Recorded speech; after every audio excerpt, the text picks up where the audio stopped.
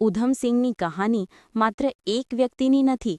એ એક એવા યુવાનની વાત છે જેના દિલમાં અગ્નિ હતી, દેશ માટે કંઈક કરી બતાવવાની. પંજાબના સુનામ ગામમાં એક નાનો છોકરો જન્મ્યો. નામ હતું શેરસિંહ. નાની ઉંમરે જ માતાપિતાને ગુમાવી દીધા. જીવન ખૂબ મુશ્કેલ હતું. પરંતુ આ મુશ્કેલીઓએ તેને તોડી ન નાખ્યો, તેને વધુ મજબૂત બનાવ્યો. એક દિવસની વાત છે, 1919નો સમય. સ્થળ હતું જલિયાંવાલા બાગ.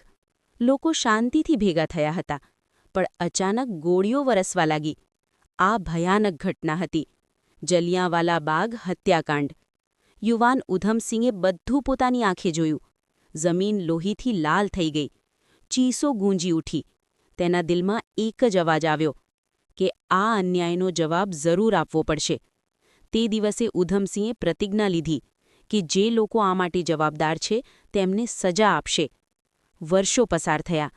તે વિદેશ ગયો, ઘણી મુશ્કેલીઓ સહન કરી, પણ તેની પ્રતિજ્ઞા ક્યારેય નબળી પડી નહીં.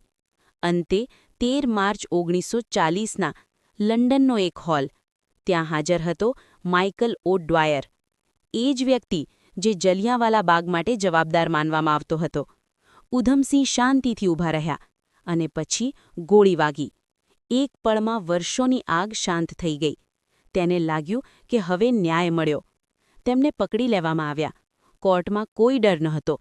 તેમણે ગર્વથી કહ્યું, હું મારા દેશ માટે લડી રહ્યો હતો. અને 31 જુલાઈ 1940ના રોજ તે હસતા હસતા ફાંસી પર ચડી ગયા. આજે જ્યારે કોઈ જલિયાંવાલા બાગ જાય છે ત્યારે ઉધમસિંહની યાદ આવે છે. તેની કહાની આપણને શીખવે છે, અન્યાય સામે ક્યારેય ચૂપ ન રહેવું.